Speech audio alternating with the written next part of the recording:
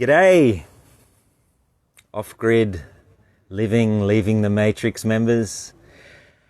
This is the video answering the questions that you guys put to me in the previous post about living the van life, about how for well over half a decade now I've been traveling town to town, particularly up and down the east coast of Australia, and technically living free from the matrix as much as I can. So what do I mean by that? I mean existing as much as I can free as a free man, barefoot every day, earthing, going where I choose, the places I love to visit, and visiting new places and exploring. And then what do I mean without existing without a job or government support? Well, to me, that means I don't get any social security benefits or any assistance monetarily from the government. I've removed myself from signing up to any contracts with anyone, including things like electricity companies or anything like that.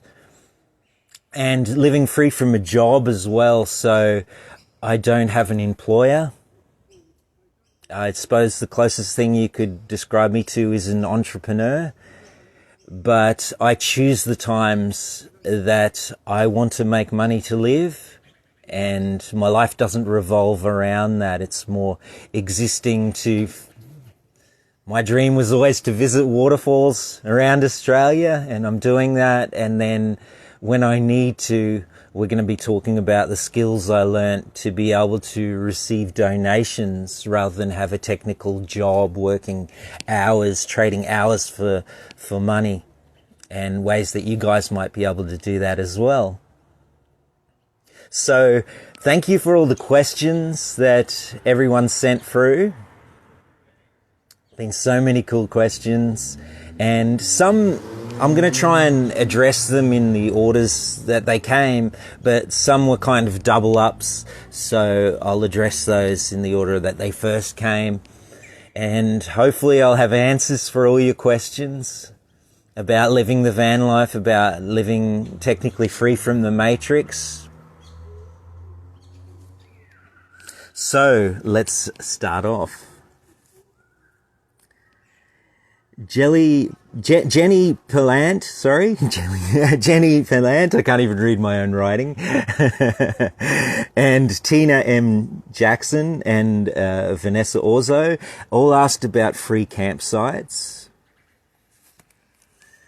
So throughout Australia, that's a big worry. I for a while there, I was running van life workshops as I was traveling, and a big question that people had was, worried about getting hassled by rangers or police, wanting to live free, but also realizing that campsites can cost $50 a night or more. So in my opinion, I suppose I knew a lot of people who got really expensive RVs and then they didn't feel safe free camping, so they'd camp at campsites. But to me, that's not really living free. So I've pretty much always free camped, except for, a few nights here and there, maybe a few nights a year where, or when I'm staying at, say, my girlfriend's place, or when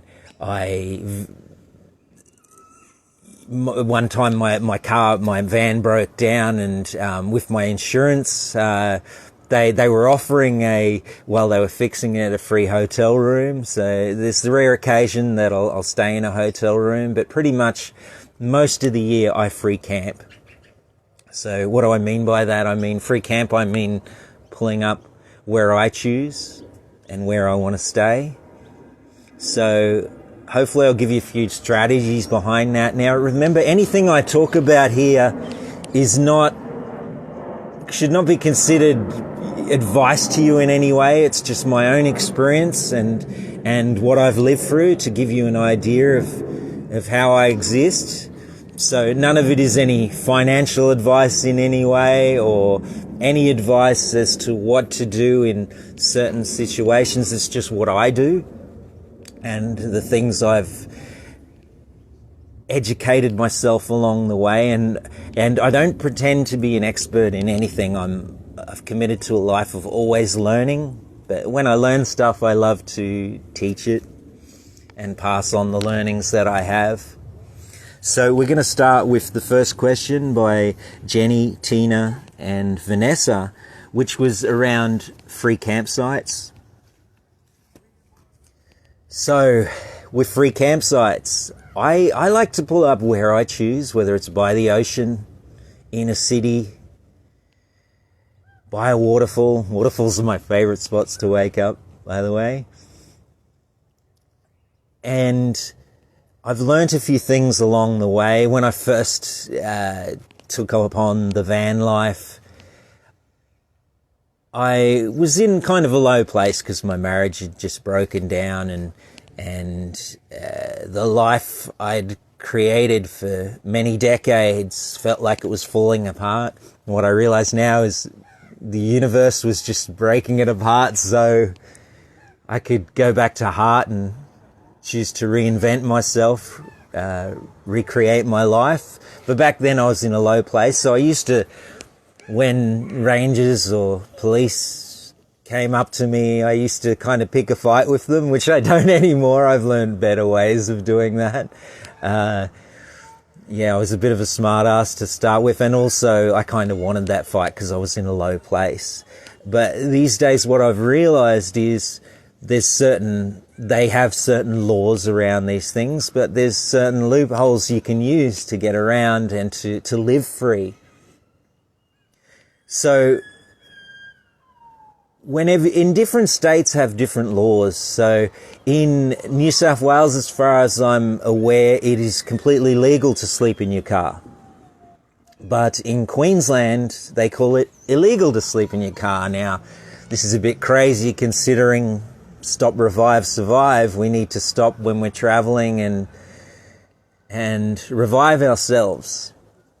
But because of Queensland's law, I don't often use that. On the rare occasions I do get a knock on the door by council officers,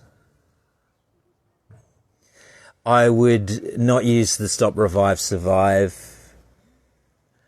I normally answer them and I say, I'm working.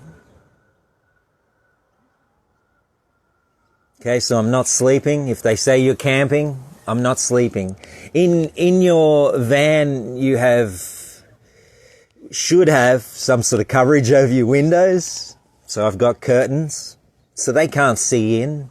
On the occasion, they might shine their torches through. They'll knock on the panels of your van.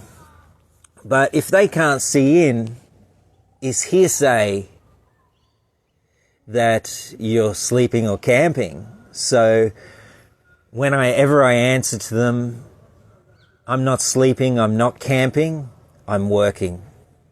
If it's 4 a.m, I'm working. I don't sleep much at night. Often they'll say, well, where do you sleep? None of your business, I'm not sleeping right now.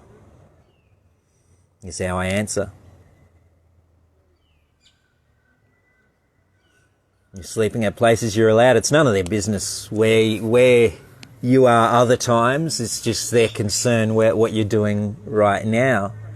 Now, this is on very rare occasions. My van isn't very stealth set up. It's a high-top camper van, an ex-rental. So you can tell it's a camper van. But whenever they do knock, especially in Queensland, I'm not camping, I'm not sleeping, I'm working. And that's all you need to say. If they repeat any questions, you just repeat your answer. Not camping, not sleeping, working.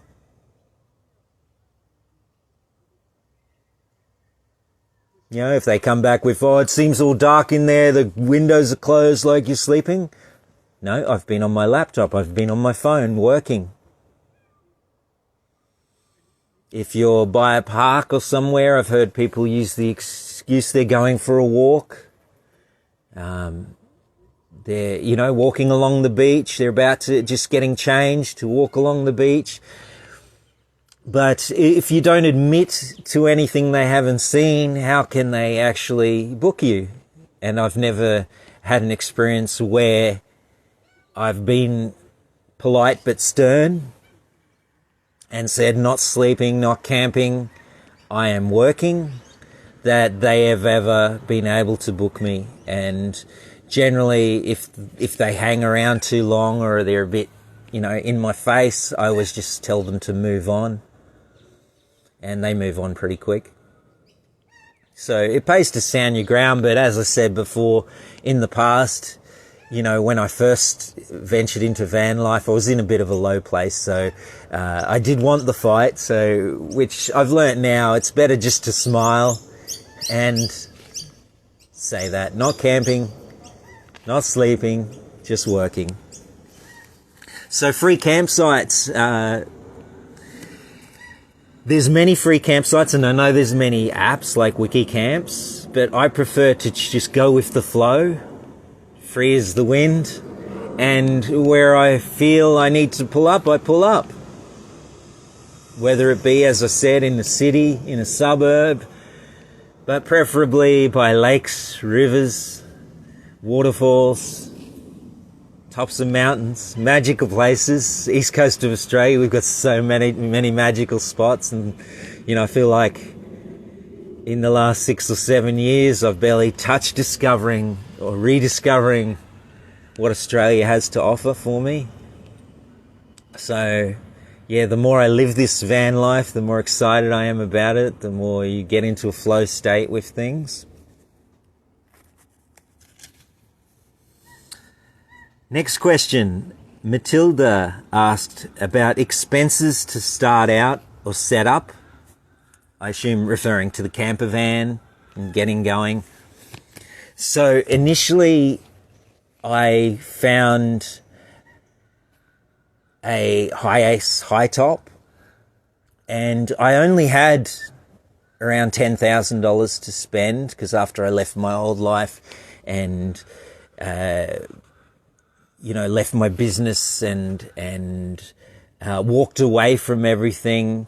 A lot of money was contributed to the kids and to make sure they're okay and that sort of thing after we sold properties. And I was only left with, for myself, around $10,000. So I found a Toyota Hi-Ace, and that was $10,500. I negotiated them down to, they were asking $11,000, but she wanted to hold on to that price, and I believed it was worth it. And that was a high top, a 90s model, and I initially lived in that for many years, and then after that broke down, I rented a camper van from another guy. And then now I have another Toyota Hi-Ace.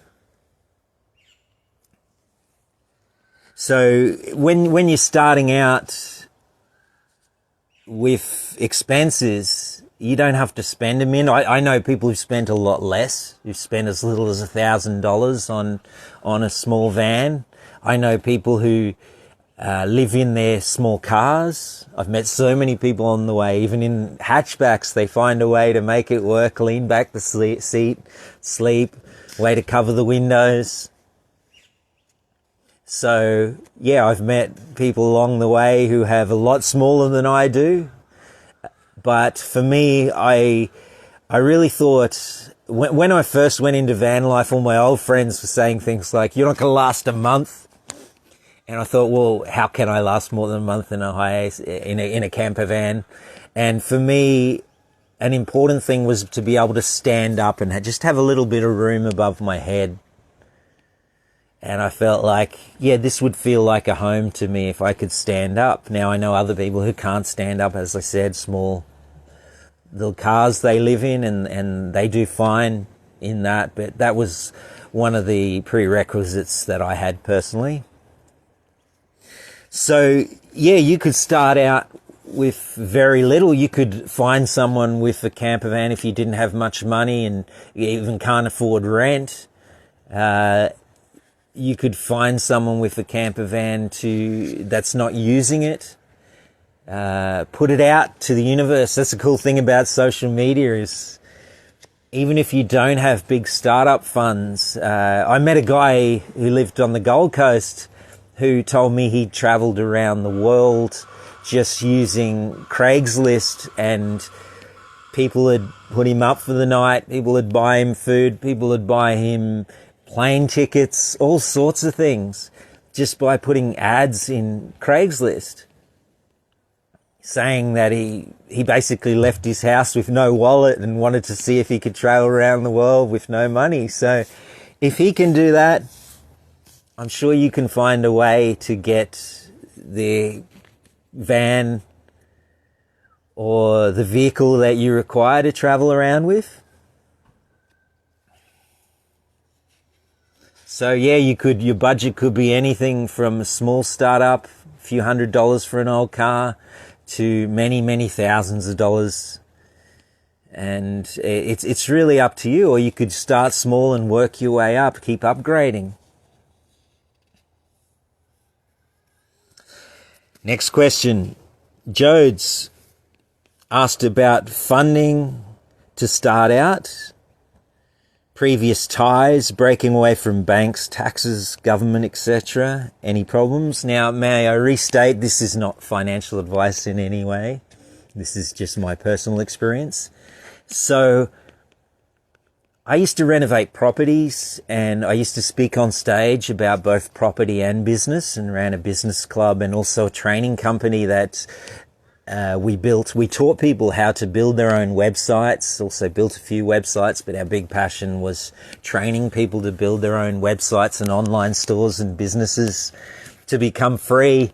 But one thing I realized after years of training was I was registered for GST. I was paying all this tax. The more money I earned, the more money I spent on properties and renovations. And people have things like, you might have heard the saying, keeping up with the Joneses, lived in the Gold Coast. So loved eating out. Spent a lot of money back then. I drank quite heavily, so spent a lot of money on alcohol. I don't drink anymore. And I found that even though I was in magazines about personal development and business and magazines on property and featured even in a book, other people thought I was successful, but I didn't really feel successful in here. For me, success is in here. It's not about anymore, I've realized, about monetary gain or things you can accumulate. In fact, I found that often less is more in life, especially after this van life journey.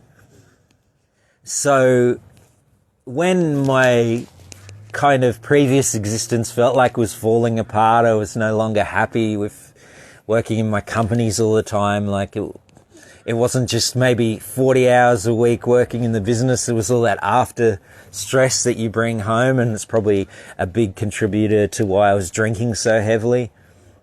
Doing taxes, all those sorts of things.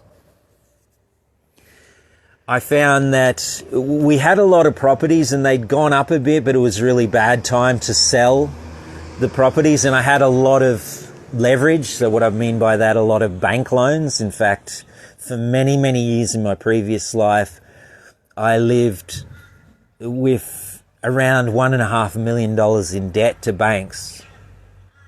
And what I used to do is I renovated properties, did them up and lived off the equity, or borrow more money on, the banks would throw more money at you the more your properties would rise. So buy a paint job and a renovation, polishing the floors, which I learned to do myself, and tiling, putting in new bathrooms. We could add value to them, but we kind of sold at the wrong time and didn't make a lot of money in the end. And there was a few loans that I'd used for lifestyle purposes, the old way of living off leverage, which isn't technically sustainable, but I gave it a go. I read about it in a few books and learned how to negotiate buying properties, no money down, and then renovating, add value and living off that. So in the end, all my home loans got paid back completely with the property sales, but I owed a bit of extra money to banks, which funny thing, once the banks saw you had a lot of property, they'll throw more money at you. Even though technically I had no real day job, I was an entrepreneur and trained people, but back then you'd self-certify your income rather than prove your income. You could get no-doc loans and things like that. So all the property loans got paid back, the secured loans, which was secured against the properties or against other assets. But the banks had thrown quite a bit of money. I think it was somewhere around 70,000 at me, which I used for a lot of it for lifestyle, that I realized I didn't have to pay back. So some people can judge you on this, but my answer back to them is the big four banks make billions and billions a year in profits by printing zeros. They make money by lending people who they knowingly can't afford to pay back the money in entirety. They do a lot of things that could be considered not great. So I did owe quite a bit of money, but one thing to leave that world, initially I wanted to I looked into things like file for bankruptcy, but the guy who I was put on to do that with, he wanted $10,000 to file me for bankruptcy. And I'm like, didn't you hear what I said? I want to file for bankruptcy. How am I going to come up with $10,000, right? So I owed a bit on tax to the tax department, quite a bit. I owed money to some banks, but that wasn't securitized. So what the banks did is they passed the money on to debt collectors. And what do debt collectors do? Debt collectors will, in Australia, pretty much just ring you up because they changed the laws. They can no longer kneecap you or send around thugs anymore. All they can do is ring your phone now and then. And I think they can't ring you too many times in 1 week anyway. So when I actually at first did answer the phone, I'd say to the debt collectors, so can you send me a contract with the money I owe, which I think, was somewhere around $70,000 still for unsecuritized loans in total for different banks. And they could never send me a contract with my signature because the contracts I did with the initial banks were with the initial banks. So a little thing to know is when a bank passes on a loan or a debt to a debt collector, all the debt collector really buys is a spreadsheet with a bit of information about you. So all they purchase off them is maybe your phone number, your address, how much money was owed. And the debt collector generally buys that loan at cents in the dollar because they know a lot of loans they'll never recuperate. So they want to make some money and the bank wants to get some money back. So the debt collector's business is to just buy loans that have defaulted off banks. Okay, so all they have is a spreadsheet with a bit of information. So when I asked for a loan with my signatures or a contract with the person who's calling me, remember they're not the bank, there's no contract with them, they couldn't provide a thing. So really, I didn't have to pay back that balance of the money that was owed. In the end, there's just phone calls now and then, and eventually they just give up calling you. Or they might pass it on to a third-party debt collector, and then, there might be some more calls, but you can learn to recognize those calls and just, so as I said, sometimes I'd answer and they'd want me, first when they call you, they'll want to hear all your, confirm all your details, and I'll always say, well, you're calling generally from a private number. Why would I give you my personal details? And then they'll try and give you a reference number. But whenever they have actually said that I owe them a debt, I'd say, well, can you show me a signature or a contract with your company? And they can't do that because there is no contract. Whereas with the tax debt, I ended up owing a bit of tax debt.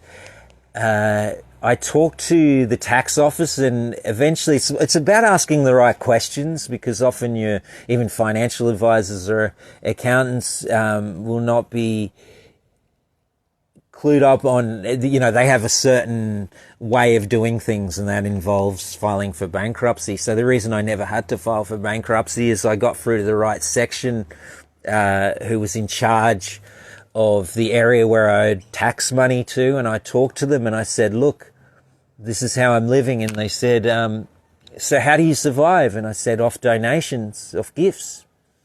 So you earn no taxable income? Yes, I earn no taxable income. I live off gifts. And so eventually they said, look, there's this form that we fill out, and it's called a non-pursual of debt. So it's saying, we won't chase you for this debt, which was tens of thousands of dollars. We won't chase you for this. And if, say, in a few years' time, you're back on your feet, you're earning lots of money, maybe we will. But the guy even said to me, why would we take you to court and sue you when you have no assets and no taxable income that you're earning? It'd be silly of us, and it'd be a waste of the tax office's money. So that's how I broke free of those things. So if you're in, you feel like it's trouble, it's never as bad as it seems. It pays to talk to people. It pays to also stand in your power and know how the law works.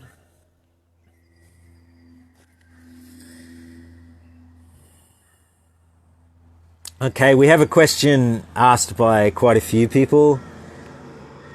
Alice, Thomas, Matthew, Antonio, Shell, Terry, Mary, and Linda all asked pretty much along the same lines of, you guessed it, how do I make money? How do I live?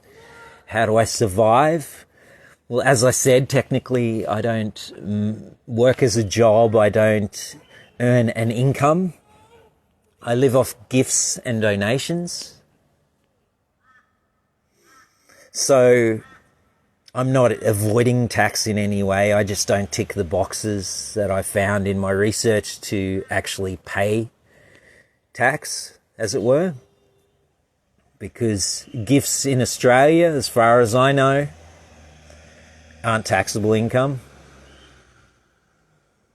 Now, some people set up things like private foundations, but as far as I'm aware, as a sole person, I don't need to do that. I'm just accepting gifts from people who desire to give me those gifts. So the question was, how do I make money and how do I live? How do I survive, buy fuel, travel, eat? And yes, I don't make money. I accept gifts and donations. How can you accept gifts and donations? At first, it was a big one to get it might be a big one to get your head around, isn't it? It's like, what do I have to offer that people will give to me freely, knowing that they want to support me, they want to give gifts. So what I did is I worked on learning. As I said, I don't pretend to be an expert in anything in this life. I'm always learning. So I wanted to learn the skills to be able to be of value in this world, to help others, to help myself. So I do quite a few things that I believe others see a little bit of value in. Number one is I play guitar. I love playing guitar. I love creating music in magical tunings and helping to heal others, helping others to maybe sometimes even have a kundalini when they pass me in the street when they're playing, a trigger to help with them, help with the stuff they're going through. And how I do that is I busk town to town. I pull out my guitar and people shower me with coins and notes and often gifts of different things like crystals and jewelry and all sorts of things.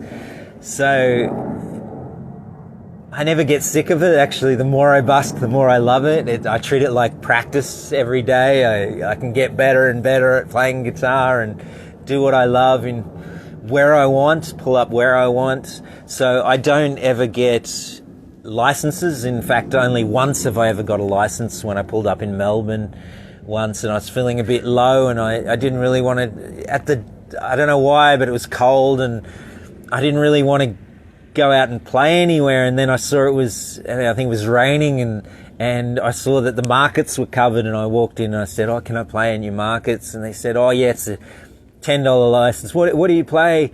And I said, "Oh, it's, a mixture of folk and classical guitar, and on a nylon string guitar, flamenco crossover guitar." And she said, "Oh, we would love that. I'll approve you straight away. Just pay you $10. And that's the only time I've ever paid for a license in all these years, and only played there, I think, 2 or 3 times at the Melbourne markets. But I've often found places where I'd least expect it, people have given me the most gifts. Sometimes in country towns. I'll pull up wherever I have a calling, whether it be in the middle of the mall in a city.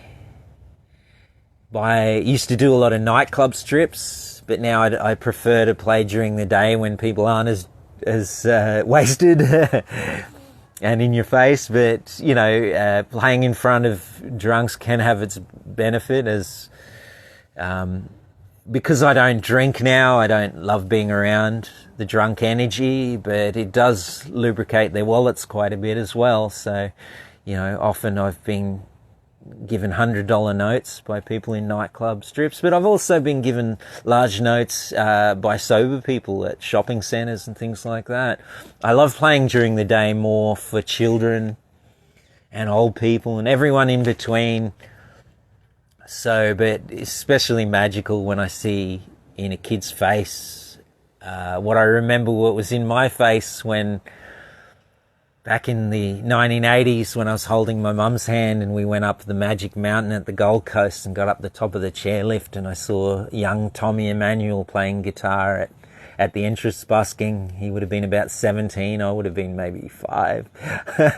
And I remember my jaw dropped in my mouth, and I want to do this. I want to create magical music in the street where I choose. And I realized he was the one who initially inspired me. And many years later, a lady put her hand on my shoulder and said, one day when I was playing across the road at Miami at the shopping center there, she said, "You're like Tommy Emmanuel." And a tear formed in my eye, and I remembered 30 years ago wanting to be like that guy when I was a little kid. And I see that every day now when I play in the street. Generally there's one young boy or a girl, and I see their mouth drop open and that look of, wow, he's free in the street playing music, doing what he loves, and he looks like he's really enjoying it. And you can feel from their heart, that's what I want to do. So, other ways I earn gifts. I do workshops, as I mentioned before. I used to do workshops on awakening the third eye, plants and practices. Ran workshops on van life. And now I run workshops on sound healing, teaching people how to become sound healing practitioners. And there's a suggested donation amount. I also sell albums, and if I'm selling albums in the street when I'm busking and people, well, technically I'm not selling them because they give a donation, and I just say maybe a suggested donation. Funny thing about donations is often people give you, when it's an album or something, they'll give you more than you actually suggest. So I've had people say, I say suggested donation for the album is $15, and they might hand me a $50 note. That's happened quite a few times. So funny thing, like a lot of musicians, I wish they knew this, because, you know, on iTunes and things like that, it's suggested $7, but when I have my music on Bandcamp, it's name your price donation.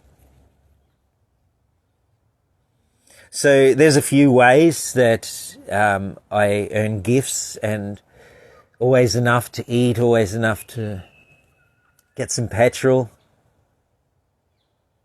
and keep going. So technically it's gifts. I don't work a job, or and I don't need, as I said, back in 2005, I promised myself I would never again go on the dole or receive government support, and always kept that promise. And it's funny when you make a promise like that to yourself, how the universe conspires for you instead of against you. So the universe has always had my back, and there's always been enough, and sometimes more than enough, so I can give to others. Often when I'm busking in the street, I'll get enough, and then I'll see out of the corner of my eye someone, and I'll get a strong message they haven't eaten in a while, and or they might need this money, and I'll walk over and hand them a note or a bag full of coins. And funny thing is, that probably fills my heart, you know, maybe more than theirs. As you know, the gift of giving is the most powerful thing we can do, and that's why I learned to receive as well, because not many people are able to receive in this world. And when you're not able to receive, you're denying others the gift of giving, aren't you? Okay, so there's some ways that I survive. I now teach in my courses, the sound healing courses, how people can live that way as well. So it's something I'm very passionate about, is teaching people to be technically free from the matrix through the use of vibration, particularly sound vibration, musical frequencies. So feel free to message me if you're interested in learning more about that.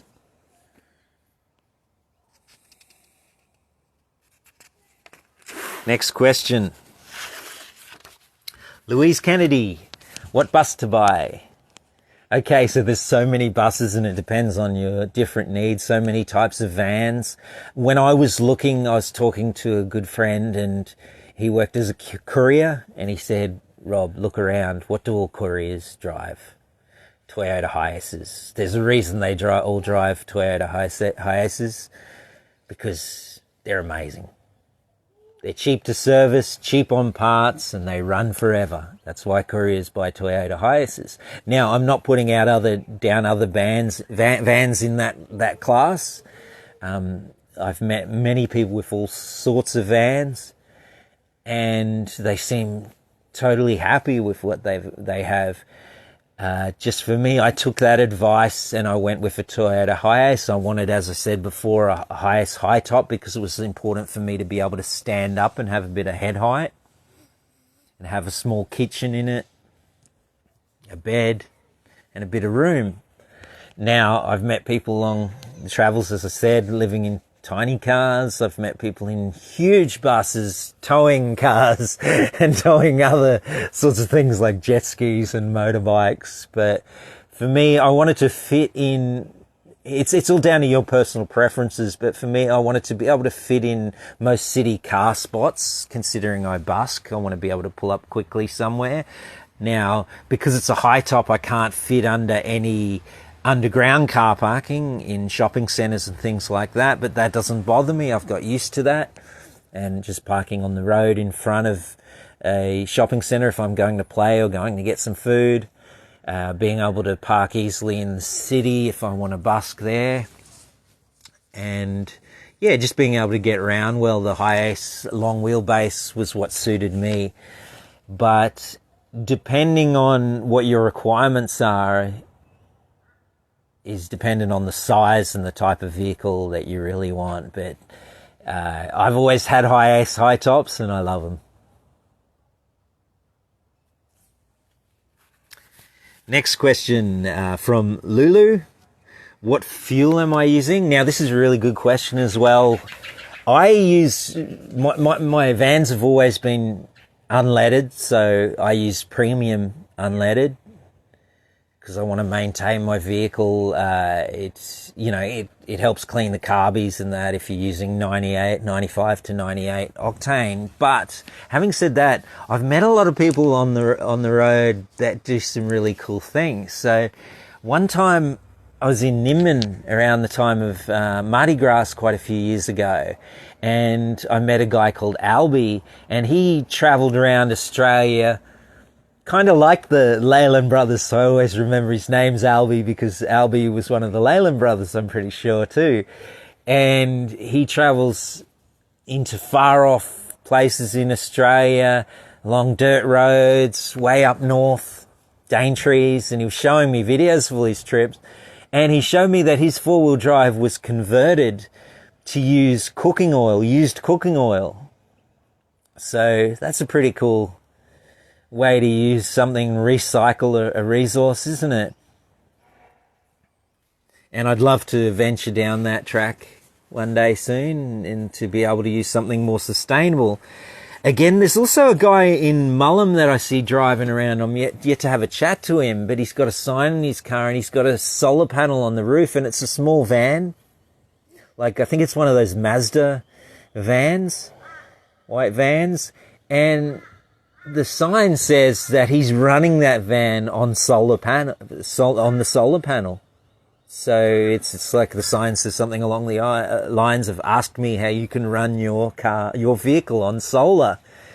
So there's some great innovations going on where we don't have to use fossil fuels. But one thing I've also realized is, I've been doing a bit of reading recently, and a lot of people are saying that fossil fuels aren't really fossil fuels. So oil is in very plentiful supply.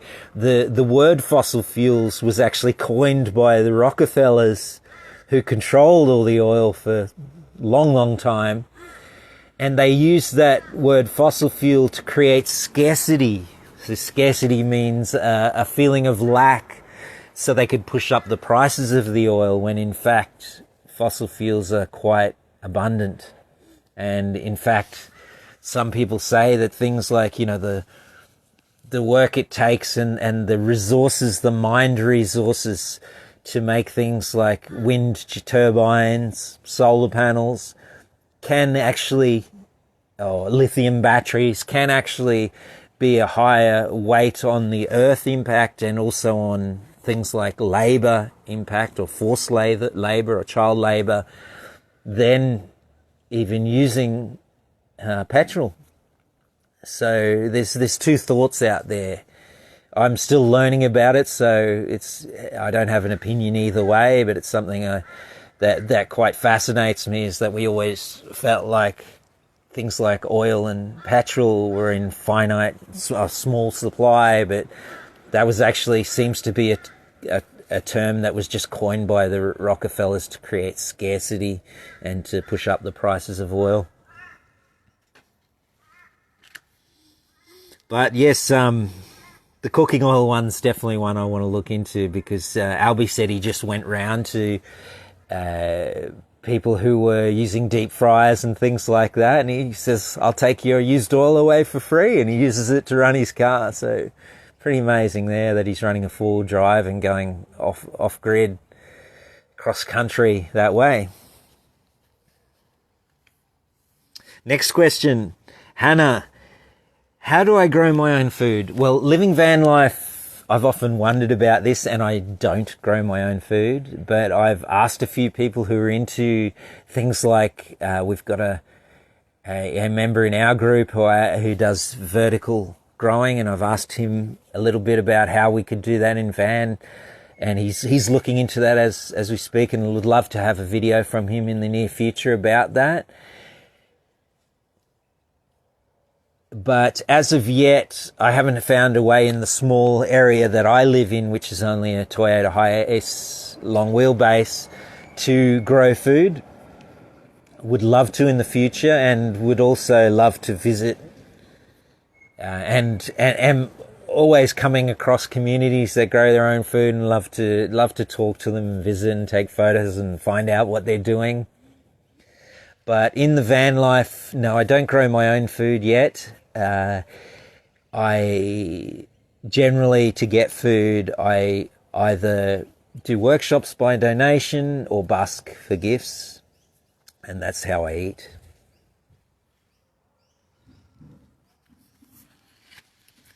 A few people asked this question. Annie, Holly, and Dean is similar along this lines of this question anyway. Do I have a partner or kids? Are they supportive, and how does it work? Yes, I have a partner, Melissa, and she's amazing. We do a lot of van trips together, and we love it. And she's also just got her own van, which is amazing too. And I believe if you want to live this lifestyle and you want a partner, it's about attracting someone who has the same passions as you, wants to live like you do, or at least wants to go away on adventures sometimes, because, you know, you can also have a partner who does different things, but it's good to, you know, be on the same page about a few things, isn't it? And we both love the idea of van life and traveling, waking up next to waterfalls, swimming under waterfalls, drinking from waterfalls, exploring in nature, and being barefoot.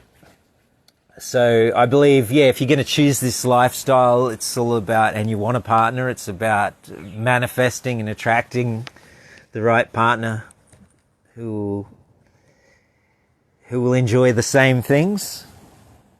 And yes, I have kids to my previous marriage. I have one grown-up boy, Jackson. He's amazing. And we've gone away on van adventures together. It's been really bonding for us. Like, we're best of mates now. We went up north recently in my van and visited a lot of waterfalls, had a lot of fun together. We even busked in the street together when we went down south as well, in towns like Bellingen, where he loves flow, like fire twirling and LED stuff and things like that. And he'd pull out that while I'm playing guitar in the street, and that was super fun. But I also have 2 younger kids, and they still go to school.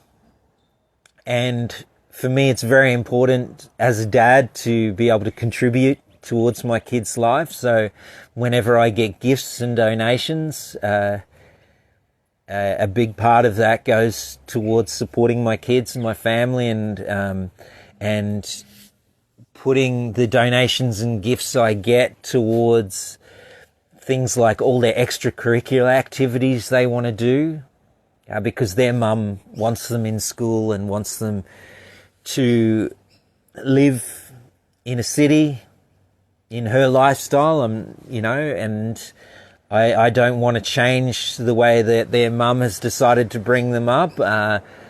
I'm also a strong believer in bringing up kids in the alternative lifestyle, things like Steiner schools or kids self-teaching, but that's not the way my kids grow up, so I want to be supportive of the way their mother has decided things. So always willing to contribute with the gifts I get. I gift forward, pay forward to them. And so if they ever need to go on a school camp, or my daughter loves music and dance, so all those extracurricular activities, getting them instruments.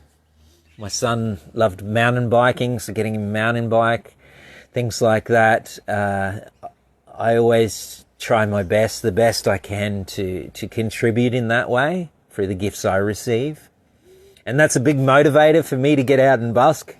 Because if it was just for me, I wouldn't play as much. But often your kids or people you help to support, to get on their feet or whatever, they can be the biggest motivator for you to find the success that's within you, and to get out there and strive harder. So I'm busking, sometimes playing in the street, sometimes 20 to 30 hours a week. So in turn, by striving to help with my kids growing up, I'm also improving myself as a musician so much more by playing so much. And also getting out there, doing the workshops, creating things, like creating these courses. Yeah, so I believe, yeah, the kids are a big motivator towards those things for me.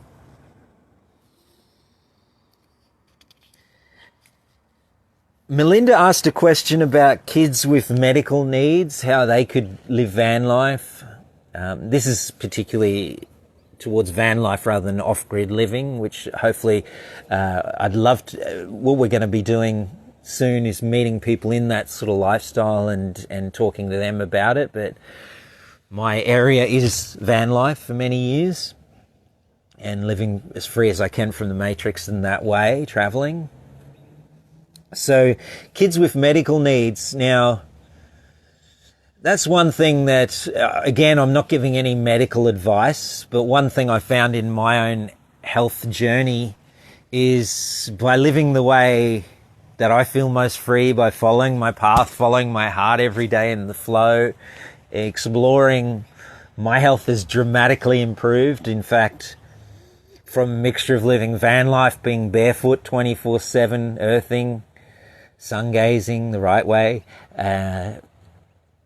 eating plant-based living, I haven't been sick in well over a decade now. In fact, when I get the feelings of even a flu coming on mildly, I know what herbs to take, what natural herbs that they go, even a tickle in the throat will go away straight away. So in over a decade living this way, it's improved my health dramatically.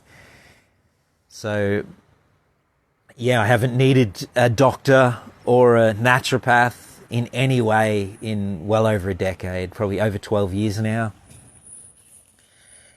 But I understand that you might have kids or people you care for who have medical needs. But the more I'm looking into this stuff, and remember, this isn't medical advice in any way, this is just my own personal experience, the more I'm learning and creating courses around sound healing and realizing what the ancients once knew, and science is now catching up to that, is we're made up of vibration, we're made up of sound at its core level, lower than electrons, everything, the air we breathe, the sun we see, our bodies, this table, everything is made up of vibration or sound waves at its core level. And the more I research and put out sound healing courses and trainings on that, we're finding that science is now catching up to what the ancients once knew. They're finding that there's frequencies that we can zone in on for all sorts of health issues, disease, for lack of vitamins in the body. And yeah, I believe a big part of my healing was my sound journey, learning the ancient tunings that aren't really used so much in modern day music. Like our modern day music is a little bit out of tune with our bodies and can set us into a state of disease or body ill at ease. What's incurable? When a doctor says incurable, I used to think that means they can't cure it. No one can cure it. But the actual meaning of the word incurable is cured from within. When you talk to any psychic or channel of worth and you ask them, why are we here? They always tend to say the same thing. We're here to learn to heal ourselves and to teach others. They're never here to say to go to a doctor and get pharmaceutical drugs which have side effects so that you have to buy more drugs for those side effects. They never say that, do they? They say we're here to learn to heal ourselves. So yeah, a big part of my healing journey is healing myself, but I don't want to give anyone advice on that. It's each for us to have our own self-discovery and learning on ways to heal ourselves and others around us. But I believe two of the most healing things on earth are nature and sound. Utilizing the right frequencies and the right vibrations in your life, living in a state of flow, eating plant-based food has really worked for me and helped me heal.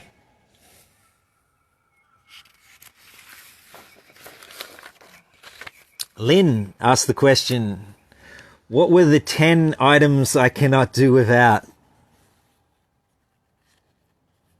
Wow, 10 items.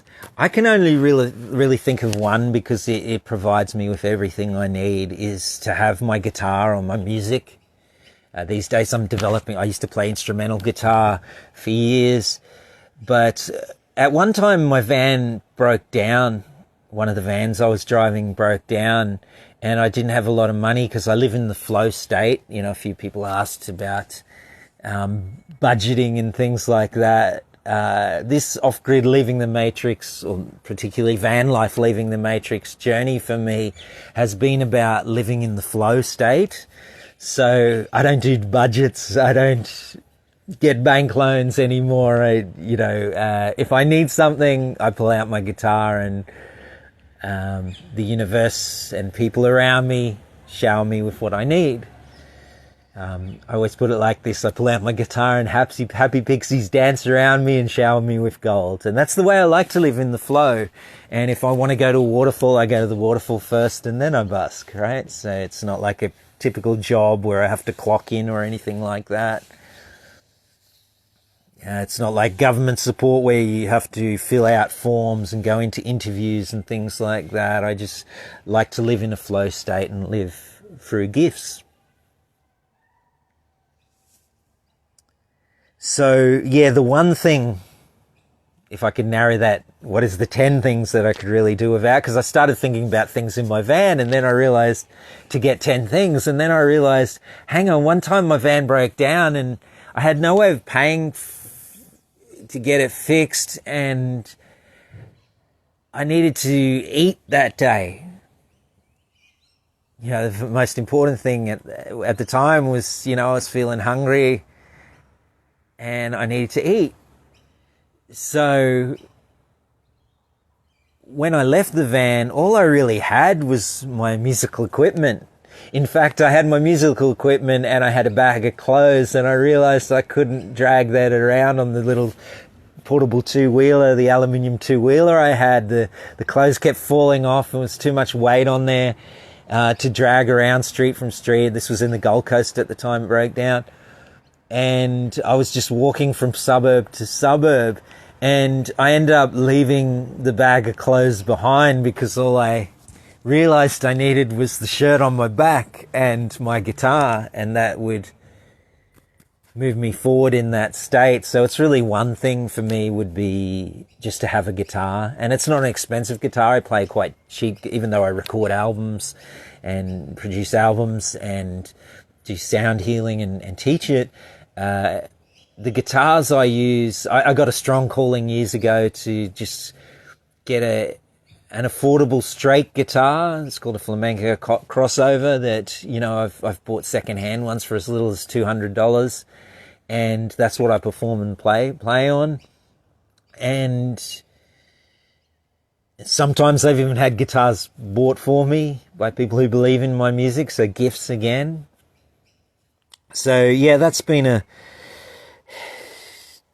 realization. Thanks, Lynn, for that question of what the 10 items would be, because it's really one item. It's just something to play music with, which in my case is my guitar and the clothes on my back. That's all I've realized. I really need to stay in that flow state and to keep going. And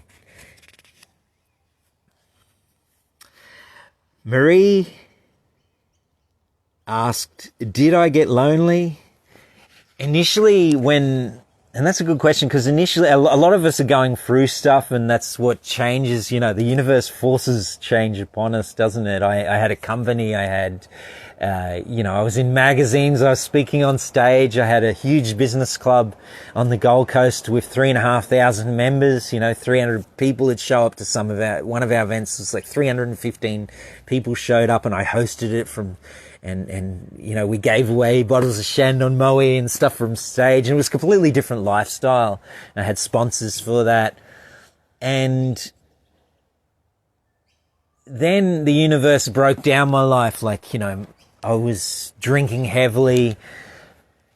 I got up to 120 kilos in weight. I was speaking on stage. I didn't feel very successful at the time because I was felt drowned in, the millions of debt I owed on properties, always having to try and come up with thousands of dollars a week through my companies. and then paying so much in tax, all that sort of thing. It wasn't the lifestyle I really didn't feel successful to me, and the world has a way of crashing down your life. Everything happens, and it kind of imploded. And then I really needed that time alone. So for many years, if I wasn't playing in the street, as soon as I finished playing and receiving donations from busking, gifts, I would pack up straight away and I would go by a lake or a river and spend a lot of time alone, a lot of inner work, a lot of self-discovery, barefoot by lakes and rivers, swimming in them. And I believe that's something that maybe we all need to do at one point in our life, is spend some time alone. And a lot of us might be feeling we don't have any friends, or our friends aren't on a very high vibration. Well, that's the time that you should spend alone to work on yourself, to be able to magnetically attract others around you who are of a higher vibration, is to become that vibration yourself. So yeah, part of especially the last 5 years in particular, I've been really trying to work on doing my inner work, working on my shadows. And it's never all done. You know, I'm a fire sign tiger, so I have a lot of fire and aggression that comes out. But by living this way barefoot and in van life, traveling, waking up next to waterfalls, it's not for everyone, but it's my dream. And I know it's many of your dreams are similar. People on this group, that's why we've attracted each other to this group. So yeah, it's that inner work and that time alone. Initially I felt sad many days. I felt like I'd lost my family, I'd lost my children, but I realized I didn't. They still love me, I still love them. I'm still there for them when they need me. But a lot of people in my old life really judged it, or, you know, you can't live in a van and be a dad and things like that. And I realized, well, why can't I? Why can't you live your dream and also be there when the people around you need you? Why can't... So for years I spent, you know, the first few years I think I cried my eyes out many nights to sleep, and, you know, felt in such a low place, wanted to end it all many times, but knew I never would. I'd made a commitment as a father to always be there. And now when I look back, I realize, yeah, I'm glad I put in the inner work and the self-discovery and the time alone to develop who I was. So now I've attracted some really beautiful people in my life, including my partner.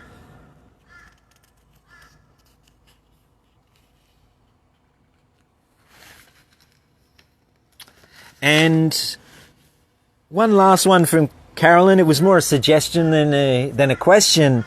Was I should visit off-grid communities and farms and do some videos about them. Yes, I'm planning on to in the future, and on the road have visited many on the way, been attracted to some beautiful spots. Just recently came across, this isn't so much an off-grid community, but came across the Gympie Pyramid and our Australian Aboriginals that are protecting that, and they took me across that, showed me around, and often meeting some amazing people like them, talking to elders of our country and learning from them. And yes, would love to pass on the things I'm learning. As I said, I'm always learning, not an expert at anything, always learning. And would love to be invited to more off-grid communities to talk to them and to bring what they're doing to you guys. So to end this video, I'd like to encourage you, if it is your dream for van life, and even like me, if all your friends at the time were saying you'll only last a month, So, well, what if you only do last a month? At least you tried. The worst thing is, as you know, so many people as they're passing away on their bed, the biggest regret is things they never did. So if your dream is to live van life, even if it's for a short time or for many years like I have, go out and do it. I encourage you to. Because life's an adventure when you actually follow your heart, follow your dreams.